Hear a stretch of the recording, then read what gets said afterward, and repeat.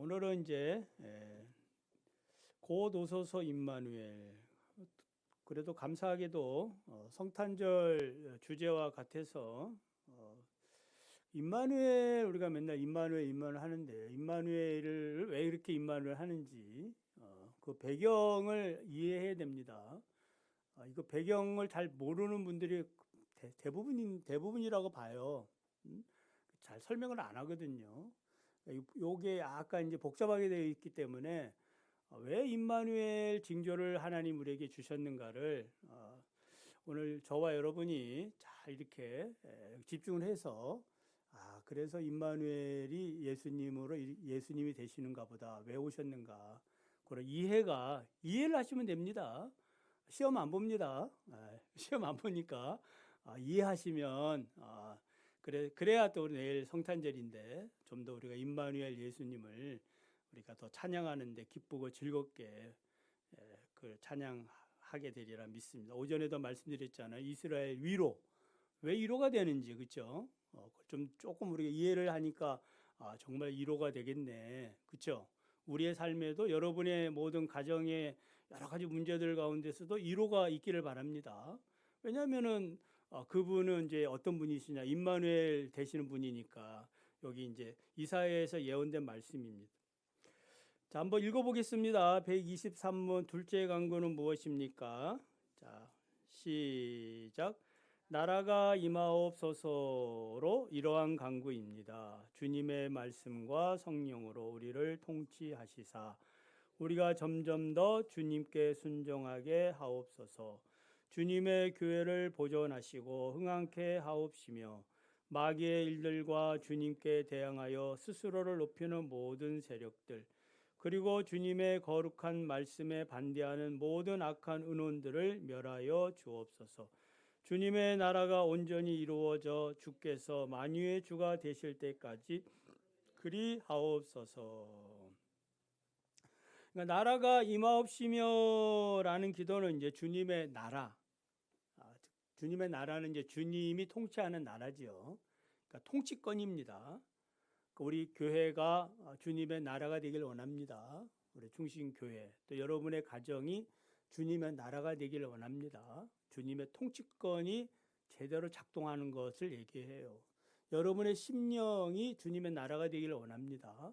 주님이 통치한다 이 말이에요.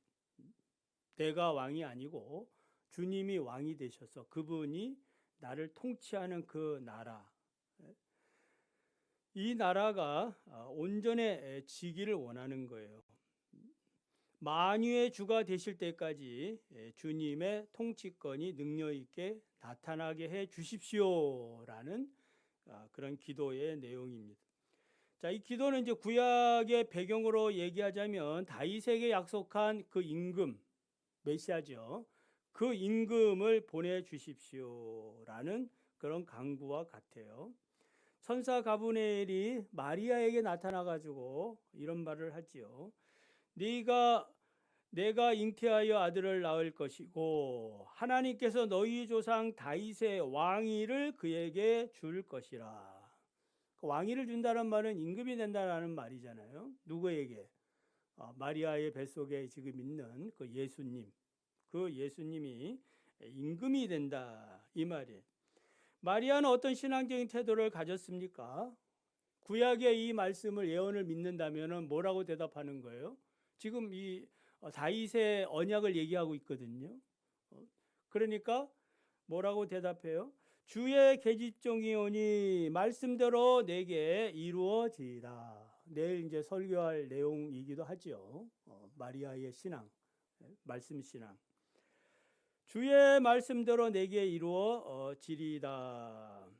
자, 그래서 이 나라가 임하옵시며, 또 특별히 임마누엘과 관련해서 이사야 7장에서 이제 9장을 중심으로 한번 쭉 살펴보도록 합니다. 자, 7장부터 이제 11장을 보면 아이를 이렇게 그 아이가 나와요. 아이 이름, 아이. 그 5표현이 나와요. 7장 3절에 스알 야숲, 그리고 7장 14절에 임마누엘, 그리고 8장 2절에 마헬 살랄 하스바스. 이게 발음하기도 어려워요. 마할살랄 하스바스. 그 다음에 9장 6절에 한 아이, 그리고 11장 1절에 이새의 싹, 그러니까 이새의 아들 중에 나오는 그 싹, 예수 그리스도를 다 장차 이 예언은 예수님을 얘기합니다만은 무조건 예수님 그러면은 공부 안 한 사람들이 하는 소리입니다. 공부를 하면 이 배경이 구약이 어떻게 이루어졌고 이것이 이렇게 적용이 됐구나, 이렇게 조금이라도 이해하라 이 말이죠. 그걸 여러분이 금방 다 이렇게 뭐 줄줄줄 얘기할 그런 것까지는 못 되거든. 그러니까 이해하고 이렇구나, 그 정도만 아시면 됩니다. 자, 스왈 야숲은 남는 자는 돌아오리라 라는 뜻이고, 임마누엘은 하나님이 우리와 함께 하신다. 잘 아시죠? 그리고 마할 살레 하스바스는 노략이 속하게 온다. 노략이 속하다라는 뜻입니다. 자, 이제 배경이 이제 무슨 배경이냐? 유다는 당시에 이제 북이스라엘과 아람의 동맹국으로 고통을 받고 있을 때예요. 그러니까 두 나라, 그러니까 아람이라는 나라하고 북이스라엘 나라가 이 동맹을 맺어가지고 지금 유다를 지금 공격하고 있는 거, 괴롭히고 있는 것입니다. 자, 그래서 이들이 왜 이렇게 이제 동맹을 맺느냐? 일차적인 것은 아수로를 대항하려고, 저기 이제 북쪽에 있는 아수로가 신흥 세계 강국으로 떠오르고 있으니까 그 아수로를 대항하려고 뭐 하는 거예요? 이 북쪽 이스라엘과 다메섹 그 아람 나라가 이렇게 동맹을 맺었어요. 그래가지고 대항하려고 이제 하니까 좀 그 쪽수가 부족한 거야. 예? 쪽수가 부족하니까 지금 어떤 제안을 하겠습니까? 이제 남유다한테 뭐라 그래요? 그렇죠, 같이 하자. 우리 같이 동맹을 맺자. 그런데 이 유다는 친아수르 성향이거든. 예? 그러니까 동맹하겠어요, 안 하겠습니까? 안 하죠. 안 한다 이 말이에요. 그러니까 지금 이 아랍 나라하고 이 북쪽 이스라엘이 지금 열받은 거 아니겠습니까? 동맹 안 해? 그럼 아수르하고는 이제 나중에 싸우더라도 먼저 누굴 공격하는 거예요? 유다를 공격하게 됐다. 그런 이제 배경이 있는 겁니다. 그래서 이제 이 동맹국이 쳐들어오기 전에 이제 이스라엘 베가 왕이 이거 북쪽 베가 왕하고 아람 느신하고 동맹을 맺었는데, 이 베가가 먼저 유다를 침공을 해가지고 그 역대하 28장을 보면은 유다 백성 12만 명이 죽고 20만 명이 포로로 잡혀가는 그런 완전히 나라가 쑥대밭이 된 거지요. 그런 상황에 있는 거예요. 그런 상황에서 이제 그 20만 명이 포로로 잡혀갔는데, 그 사마리아의 선지자 오뎃이라는 선지자가 그 베가한테 얘기하겠죠. 자기 백성들한테 이건 너무 심하다. 우리 동족인데 이 포로들을 돌려줘야 된다. 막 하나님의 말씀을 전하니까 그 말씀이 먹혀가지고 20만 명 포로를 돌려보내. 다행이죠. 예? 어떻든 간에 이런 큰 피해를 보고 있는 상황에서 이제 또 누가 쳐들어오는 거야? 이제는 아람하고 이렇게 이제 둘 나라가 동맹을 맺어가지고 쳐들어온다는 소식이 바로 7장의 배경이에요. 7장. 그래서 남유다 왕 아하스가 이런 고통을 앞서 경험했는데 또 그보다 더 큰 쓰나미가 지금 몰려오고 있는 거예요.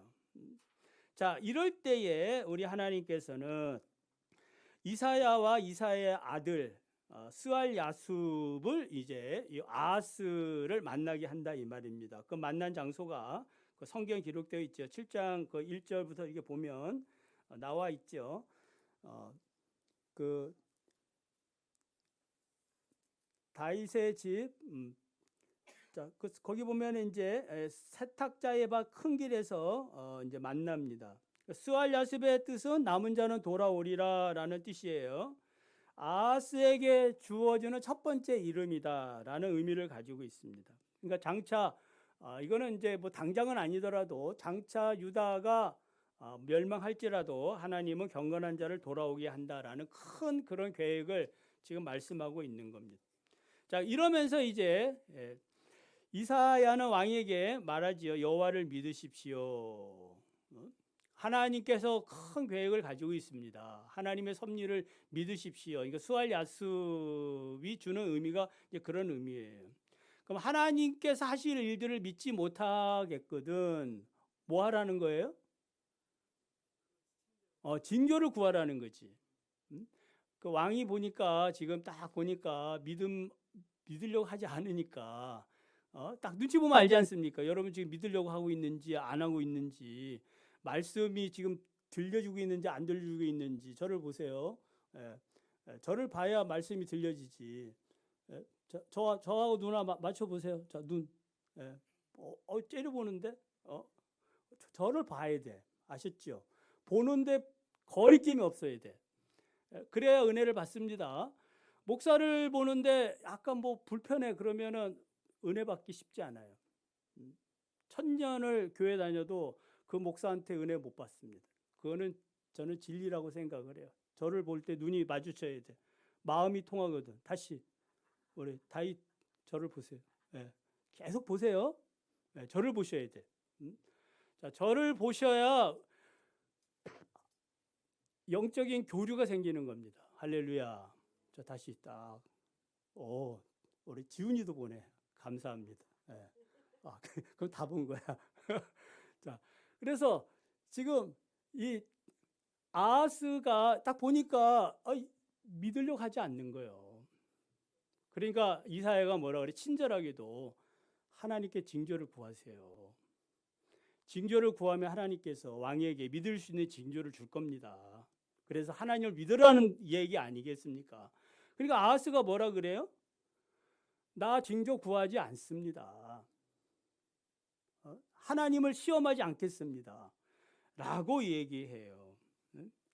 그러니까 이 말만 보면 어떻습니까? 믿음이 되게 좋아 보인다 이 말이에요. 지금 믿음이 없어 보여가지고 징조를 구하라고 하는데, 지금 이 아하스는 다른 그 계획이 있으니까 지금 하나님 의지하지 않겠다라는 그런 뜻이에요. 자기 속에는 어떤 계획이 있는 거예요? 예? 아수르를 의지하려고 하는 계획이 있는 거예요. 지금 저쪽에 북쪽 이스라엘하고 저 아람 나라가 동맹을 맺는데, 그 동맹을 깨는 유일한 길은 강대국인 아수르가 도와주면 저 동맹은 깨질 거다라고 자기가 확신하고 있는 거예요. 이런 상황에서 뭐 하라는 거예요? 하나님을 의지하고 하나님께 징조를 구하라고 하니까 여러분 같으면 어떻게 하겠습니까? 어떻게? 하나님께 구할 사람이 있고 안 구할 사람도 많아요. 왜냐하면 일차적으로 누구 계획을 앞세우니까? 자기 계획을 앞세우거든. 이게 인간이에요. 예? 여러분 나름대로 어떤 플랜이 있으면 그거 해보고 안 되면 나중에 뭘 할까? 일단은 하나님 잠깐 스톱하시고 내가 한번 해보고 안 되면은 그 다음에 할 겁니다. 이것도 믿음이 있으니까 그렇게 하는 거고, 아하스는 처음부터 믿음이 없는 거예요.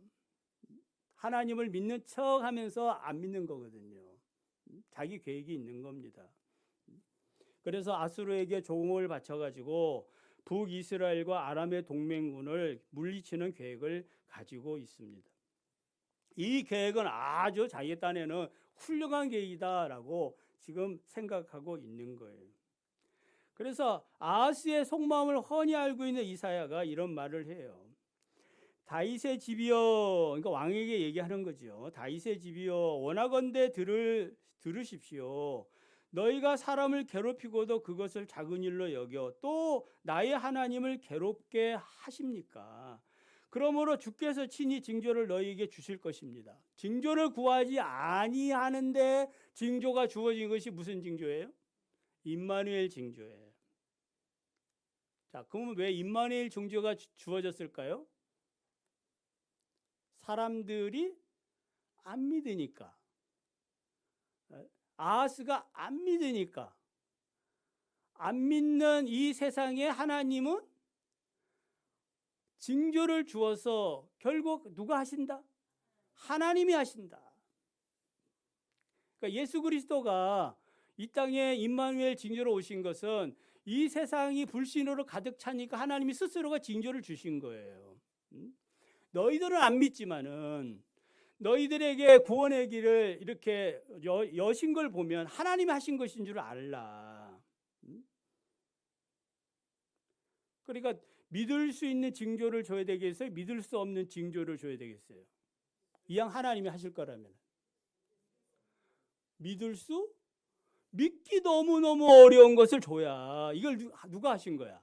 하나님이 하신 걸 알지 않겠습니까? 홍해를 갈라야 하나님이 하셨구나. 바로의 군대를 물속에 수장을 한 거 보니까 하나님이 하셨구나 아는 것처럼. 누가 하겠습니까? 하나님이 하시는 거죠. 그러니까 말로는 우리가 주여 믿습니다 하는데 실제적으로는 하나님이 하실 걸 안 믿고 자기 계획대로 믿는 경향이 너무 많아요. 그 예레미야서를 보면은 예레미야 이제 유다가 망해가지고 남은 유다 땅에 남아 있는 사람들이 나머지는 붙잡혀가고 이제 이제 약간 이제 똑똑한 사람들 이렇게 또 남아 있겠지요. 남아 있는 사람들이 예레미야에게 뭘 얘기해요? 기도해 달라고 얘기해. 지금 자기들은 어디 가고 싶은데 애굽으로 피난 가고 싶거든요. 근데 하나님의 말씀은 어디에 있으라는 거예요? 그냥 유다 땅에 있으라고 얘기하는 거예요. 유다 땅에 있으면 산다고 얘기하거든. 근데 그게 믿어집니까? 정치적으로 이렇게 현실적으로 봐도 여기 가만히 있으면 망할 것 같거든. 여러분 가정이 지금 하나님께서 축복의 가정이니까 가만히 있으세요. 지금 지금 남편이 핍박을 하고 자녀가 막 날 욕하고 돌을 던지고 막 이래도 그것이 축복의 장소라고 얘기하면 그걸 누가 믿느냐 이 말이에요. 빨리 그곳에서 뭐 하고 싶어? 도망가고 싶지요. 도망가고 싶지. 근데 하나님의 말씀 뭐 하라는 거야? 거기 있으라는 거야. 있으라는 거. 그러면서 이제 신앙 있는 척 해야 되니까 뭐 한 거야? 에레미야한테 기도해 주세요. 이렇게 얘기하거든요. 그러니까 하나님의 말씀은 아니나 다를까? 거기 있으라고 응답이 온 거예요. 그런데 듣습니까? 안 듣습니까? 안 듣지요. 왜? 자기 플랜이 있거든. 자기 계획이 있거든. 결국 어디로 가는 거예요? 애굽으로 가서 하나님의 거기서 재앙을 받고 고통을 당하는 그런 재앙들이 임하는 것이 또 예레미야 이야기예요. 자, 그래서 임마누엘의 징조를 구하지 아니하니까 더 믿을 수 없는 징조. 처녀가 잉태하여 아들을 낳을 것이다라는 뭐 괴상망측한 그런 징조를 주는 거예요. 자, 그래서 이제부터 이제 임마누엘이 이제 뭐냐? 그러니까 아스에게 두 번째 주는 이름이 임마누엘. 첫 번째는 이제 스알야숲. 그다음에 두 번째는 임마누엘. 스알야숲은 분명 이사의 아들이에요. 근데 이 임마누엘은 정체가 없어. 신비해. 예? 신비한 아기입니다. 자, 그래서 7장 15절 17절을 한번 보겠습니다. 자, 7장 15절 17절 한번 읽어보겠습니다. 시작. 그가 악을 버리며 선을 택할 줄 알 때가 되면 엉긴 적과 꿀을 먹을 것이라. 대저 이 아이가 악을 버리며 선을 택할 줄 알기 전에 네가 미워하는 두 왕의 땅이 황폐하게 되리라. 여호와께서 에브라임이 유다를 떠날 때부터 당하여 보지 못한 날을 너와 내 백성과 내 아버지 집에 임하게 하시리니 곧 아수르 왕이 오는 날이니라. 그러니까 아하스가 어떻게 한 거예요? 그러니까 그 북쪽에 베가와 아람의 르신이 이렇게 이제 폐위가 되지요. 그 자기가 계획한 대로 조공을 바쳐가지고 성공을 하는 듯 했습니다. 정말 아수르가 도와줘가지고 공격을 못했거든요. 그러니까 이제 역시 아수르는 우리 편 그러는데 뭐 한다는 거예요? 이 아수르가 유다를 이제 침공하겠다라는 그러한 예언이 거기 남아 있는 것입니다. 자, 이제 8장 1절을 보면, 자, 한번 보겠습니다. 8장 1절을 보면, 자, 세 번째 이름 나오지요. 여호와께서 내게 이르시되 너는 큰 서판을 가지고 그 위에 통용 문자로 마할살랄 하스바스라 쓰라. 자, 이 뜻은 이제 신속히 그 탈취함, 서둘러 노력한다라는 말입니다. 그러니까 실제로 말살라 할스바스가 그 이사의 아들인데 이사의 아들이 아버지를 안 하겠죠. 아빠, 엄마 이렇게 하기 전에 뭐 한다는 거예요? 다메섹과 사마리아, 아람과 북이스라엘의 동맹군이 아수르 위에서 이제 노략을 당하고 망한다라는 이제 그런 구체적인 예언의 말씀이에요. 이때에 이제 북이스라엘이 멸망한다는 소식에 아하스와 유다 백성들이 즐거워할 수 있느냐? 즐거워할 수 없다라는 것입니다. 왜요? 앞서 금방 말씀드렸듯이 아수르가 유다를 침공하기 때문이에요. 그 내용이 이제 8장 6절 8절 한번 읽어보겠습니다. 8장 6절에서 8절. 자, 8장 6절에 8절 시작. 이 백성이 천천히 흐르는 실로아 물을 버리고 르신과 르말리아의 아들을 기뻐하느니라.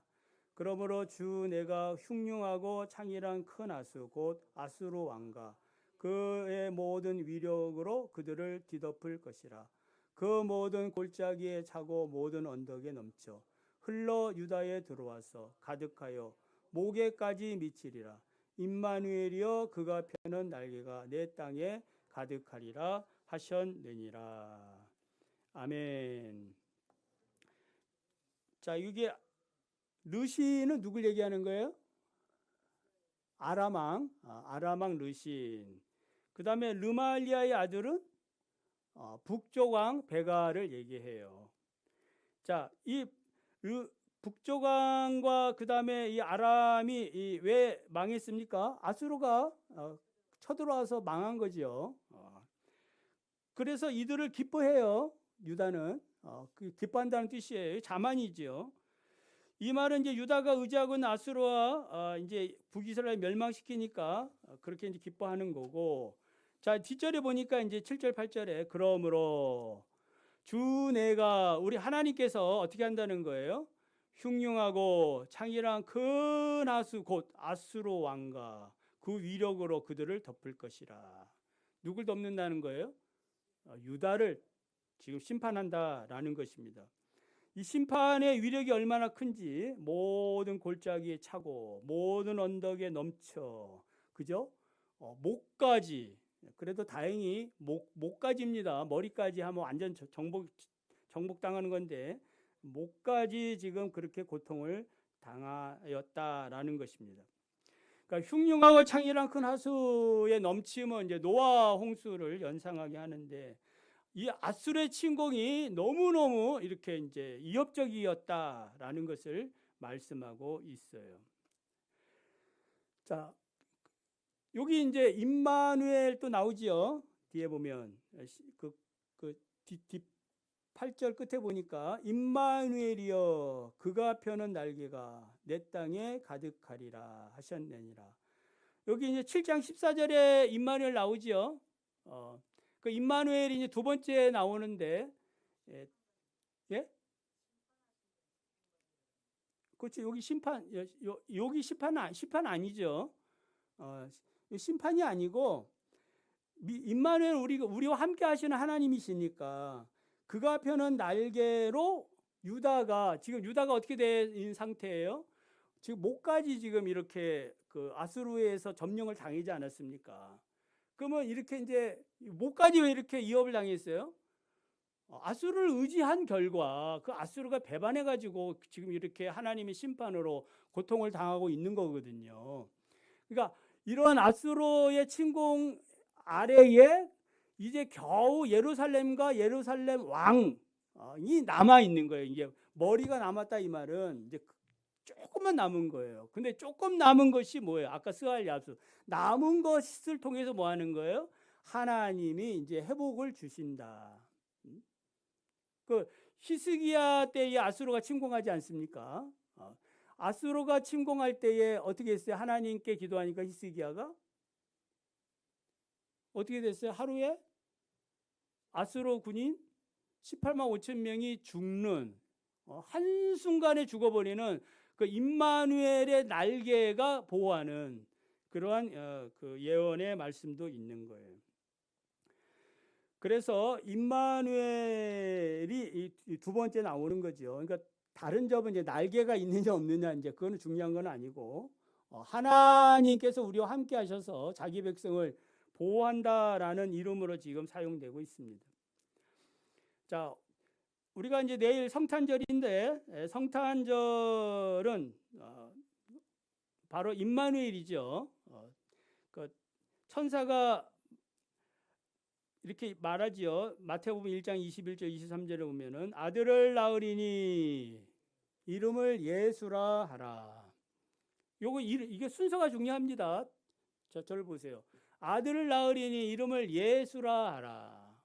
이는 자기 백성을 저희 죄에서 구원할 자라. 그러니까 예수님이 태어날 거다.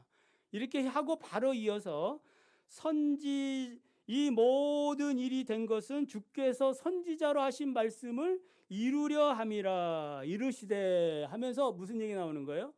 보라 처녀가 잉태하여 아들을 낳을 것인데 그 이름을 임마누엘이라 하리라. 그러니까 지금 예수의 이름하고 임마누엘 이름하고 이게 쓰이는 이 지금 적용점이 이걸 중요한 거예요. 우리가 예수님 예수의 뜻이 뭐라고요? 자기 백성을 저희 죄에서 구원할 자거든요. 예수를 믿으면서 예수님의 이름의 뜻을 모르면 안 되지 않습니까? 다시 예수 뜻 알아 물어봐봐. 예수님의 뜻 알아? 예수님의 이름의 뜻은 구원자, 자기 백성을 저희 죄에서 구원할 자. 이 예수님이 우리를 구원하시기 위해서 어떻게 오셨다? 임마누엘로 오셨다. 선지자의 모든 예언을 이루려 하심이라.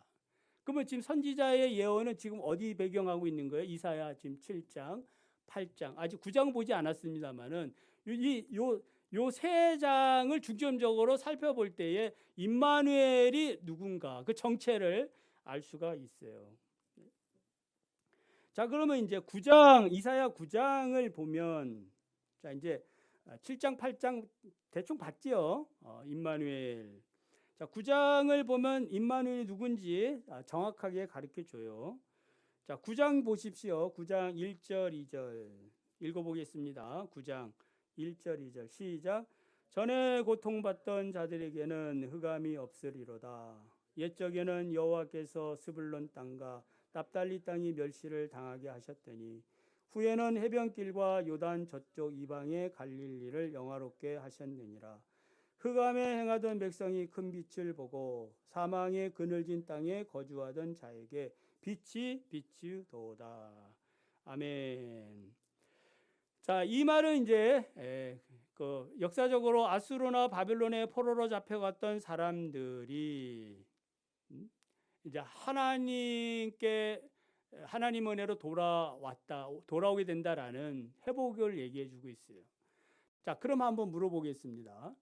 오전에 잠깐 설교 중에 얘기를 한 적도 있습니다만은, 자, 이들이 뭐 회개에 합당한 열매를 맺어서 하나님이 그들을 축복한 걸까요? 네? 자, 포로로 잡혀갔어요.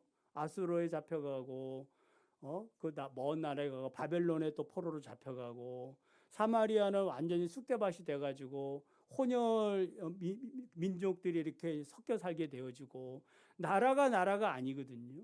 이런 상황에서 하나님이 회복을 준다는데 회복이 되기 위해서 유다 사람들, 이스라엘 사람들이 한 일은 뭐예요? 한 일.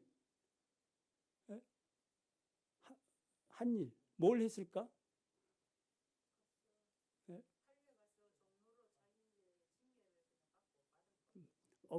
맞습니다. 그냥 징계를 받는 것밖에 없는 거예요. 딴 거 할 게 없어. 그들이 뭐 예레미야 예언의 말씀도 있지만은 그 예언의 말씀을 믿고 소망 가운데 사십시오, 밭 짓고 집 짓고 사십시오라고 해도 누가 그렇게 살겠습니까? 여러분 같으면 그렇게 살겠습니까? 지금 내 삶이 비참한데 무슨 뭐 소망을 가지고 오늘 뭐 오전에 그 메시아의 이스라엘 위로를 기다린 사람, 그건 정말 소수거든. 없다고 보는 게 맞아요. 그러니까 이러한 상황에서 대부분의 사람들은 그냥 사는 겁니다. 흑암에 앉은 백성들, 죽음의 그늘에 앉아 있는 사람들, 거기에서 그냥 사는 거야. 그 철학의 뭐 동굴의 비유 있지 않습니까? 그 동굴 속에서 그냥 사는 거야. 빛이 뭐 뭔지, 뭐 인생이 뭔지 그런 거 아무것도 모르고 그냥 사는 겁니다. 살다가 어느 날 뭐가 빛이 임하는 거예요. 할렐루야. 여러분들이 나 하나님 믿고 싶은데 하나님 저희를 구원해 주지 않습니까? 이렇게 해서 하나님 믿는 사람 있습니까? 없어요. 어느 순간에 하나님이 뭐 한 거야? 빛을 비춰줘 가지고 이리 오너라. 나를 따라오너라. 이렇게 해서 우리가 하나님을 믿게 된 케이스다 이 말이에요. 그러니까 구원의 빛을 이제 비춰주는 거예요. 그러니까 하나님의 은혜, 무한하신 자비가 그냥 쏟아붓는 거예요. 어느 날. 우리가 광복을 위해서 지금 그냥 우리가 노력한 것도 있겠지만 그게 결정적인 건 아니지 않습니까? 뭐가 결정적인 거예요? 우리가 광복을 누리게 된 것은? 그러니까 역사적으로 저 일본에 뭐가 떨어진 거예요? 그냥 저들은 저주의 그거지만 우리가 볼 때는 뭐야? 은혜의 그런 그 구원의 빛일 수도 있지 않습니까? 우리 입장에서 보면은 그것 때문에 뭐 한 거예요? 일본이 항복을 하고 이 대한민국의 한반도에 자유가 온 거거든요. 자, 3절 5절 다시 보겠습니다. 3절 5절. 9장 3절에서 5절 시작.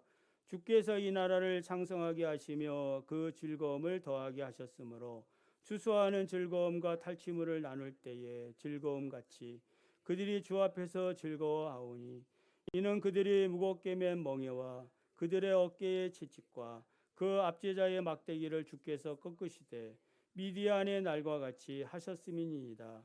어지러이 싸우는 군인들의 신과 피 묻은 겉옷이 불의 섭같이 살라지리니. 이제 그러면서 이제 6절 이제 유명한 그 구절이 나오게 됩니다. 자, 9장 이 3절 5절을 보면은 하나님께서 그동안 얽매여 그늘 가운데 죽음 가운데 살던 자들에게 뭘 주시는 거예요?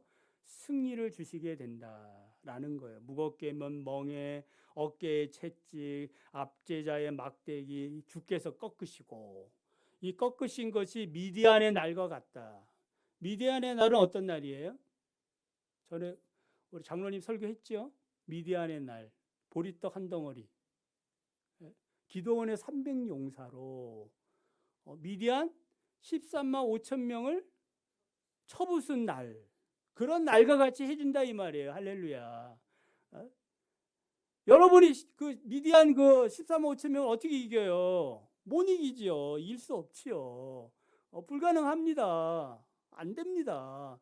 다윗이 골리앗을 어떻게 이깁니까? 안 됩니다. 그러나 하나님이 함께 하시면은, 하나님의 은혜의 빛이 비치기 시작하면은 상황은 달라진다라는 거예요. 그래서 이스라엘이 이사의 예언의 말을 들었을 때에 아수르의 위협으로부터 자신들을 구원해 줄 사람은 기드온보다 낫고 다윗보다 더 위대한 한 임금이 나타나기를 기대하고 있다. 그게 메시아상이에요. 그게 이제 6절에서 7절입니다. 읽어보겠습니다. 자, 6절에서 7절. 시작. 이는 한 아기가 우리에게 낳고 한 아들을 우리에게 주신 바 되었는데 그의 어깨에는 정사를 메었고 그의 이름은 기묘자라 모사라 전능하신 하나님이라 영존하시는 아버지라 평강의 왕이라 할 것임이라. 그 정사와 평강의 더함이 무궁하며 또 다윗의 왕자와 그의 나라에 군림하여 그 나라를 굳게 세우고 지금 이후로 영원히 정의와 공의로 그것을 보존하실 것이라. 만군의 여호와의 열심히 이를 이루시리라. 아멘. 그러니까 예수 그리스도가 공생애를 시작할 때에 아까 이제 흑암에 앉아 있는 백성들, 네? 그러니까 이 흑암에 앉아 있는 백성들, 납달리 땅, 스불론 땅, 이곳에 예수님이 공생이 시작하면서 마태복음 4장에 보면 나오지요.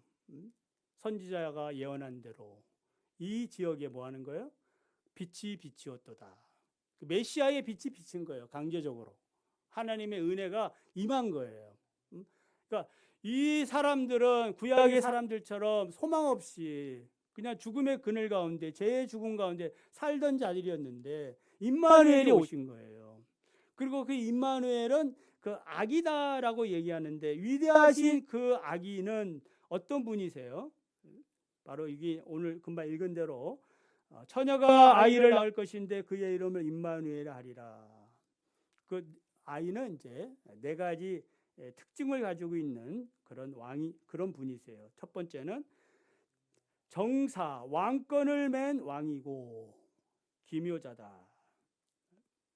기묘자는 이제 모사, 경륜, 탁월과 같은 말인데, 스스로 탁월한 그런 경륜을 가지고 있는, 누구한테 배운 적이 없어. 자기가 뭐 하는 거야? 모든 것들을 섭리할 수 있는, 계획을 짤 수 있는, 집행할 수 있는 능력을 가지고 있는 아기야. 아기다 이 말이에요. 그러니까 지금 지금 설명은 안 했는데, 아기가 뭘 자라서 뭘 하는 것이 아니고, 아기가 태어나면서부터 뭐 하는 거야? 이 땅에 빛이 비치기 시작하는 거예요. 그러니까 우리가 지금 그 누가복음 2장에 보면은 그 목자들에게 나타난 천사들이 하는 노래가 뭐예요? 아기가 태어났는데 뭐 하는 거야? 하늘에는 하나님께 뭐 영광이고 땅에서 기뻐하시는 받은 사람들의 평화로다. 왕 자체가 오늘 다윗의 동네에 너희를 위한 구주가 나셨으니 그냥 나신 거야, 나신 거. 그 아이가 태어나 가지고 뭐 공생애를 시작해서 그때부터 뭐가 되는 게 아니라 태어난 거 그 자체가 뭐한 거예요? 그는 왕권을 가지고 정사를 가지고 있고, 그리고 그분은 기묘자야. 그 아이는 대단하지요. 뭐 아무것도 모르는 아이 같은데 아니다 이 말이에요. 두 번째는 뭐예요? 그 아이는 전능하신 하나님이라. 창조주가 오신 거야. 믿으시면 아멘. 만물의 주인이 오신 거예요. 만물의 주인이 오셔가지고 이제 회복을 한다는 거, 오신 것 자체가 회복이라는 거예요. 세 번째는 영존하시는 아버지라. 아니 아기가 막 태어났는데 그 아기를 뭐라 부르는 거예요? 아버지라 부른다 이 말이에요. 아버지. 여러분 뭐 손자 태어났는데 아버지. 아니 딸이면 손녀면 어머니. 그렇게 누가 부르겠느냐 이 말이에요. 그래 임마누엘의 신비예요. 영존하시는 아버지라. 그래 예수님이 제자들에게 뭐라 그랬어요? 나를 본 자는 아버지를 보았느니라. 자, 마지막 네 번째는 그 아이는 뭐예요? 평강의 왕입니다. 평강의 왕이. 이 아이는 왕이고 전능하신 하나님이고 영존하신 아버지인데, 이 아이가 이 땅에서 주시는 선물은 뭐야? 평강이에요. 평강을 하면 딱 떠오르는 게 뭐예요?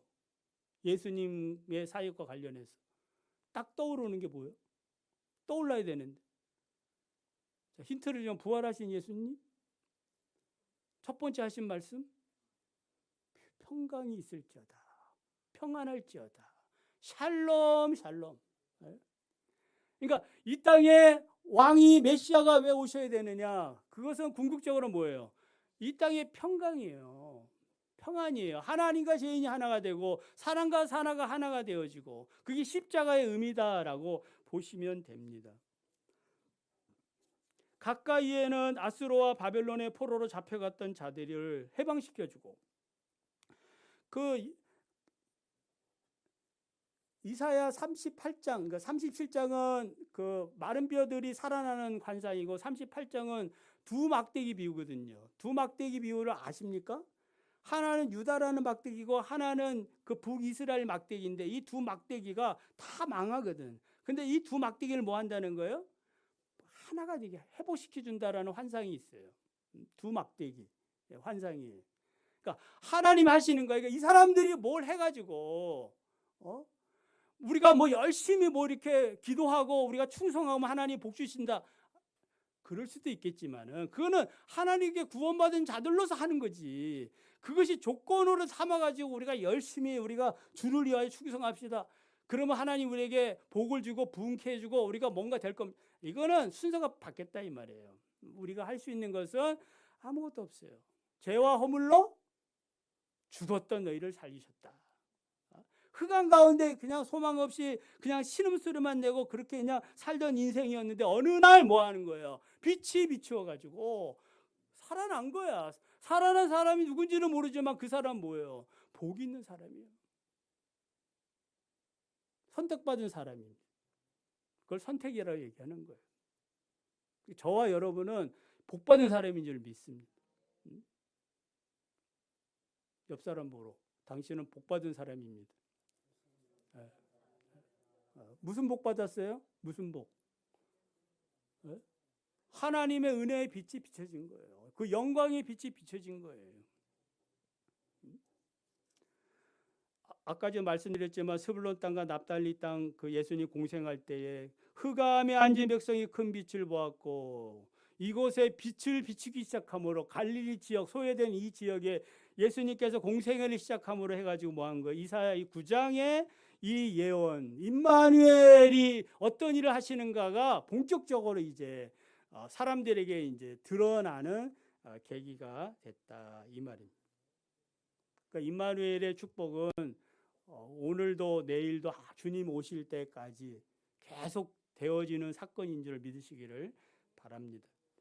그래서 하나님의 이런 구원 사역은 예수님의 탄생으로 이미 시작이 된 거고 갈릴리 사역과 십자가 부활 승천 고 오소서 임마누엘이요. 남은 것이 하나 있다면 뭐예요? 이제 네? 재림이죠. 고 오십시오 임마누엘. 그 임마누엘을 우리가 사모하는 겁니다. 뭐 성탄절 때 임마누엘만이 아니고 곧 오소서 임마누엘. 그 임마누엘 되시는 우리 주님. 그 주님과 날마다 동행하며 사시기를 바랍니다.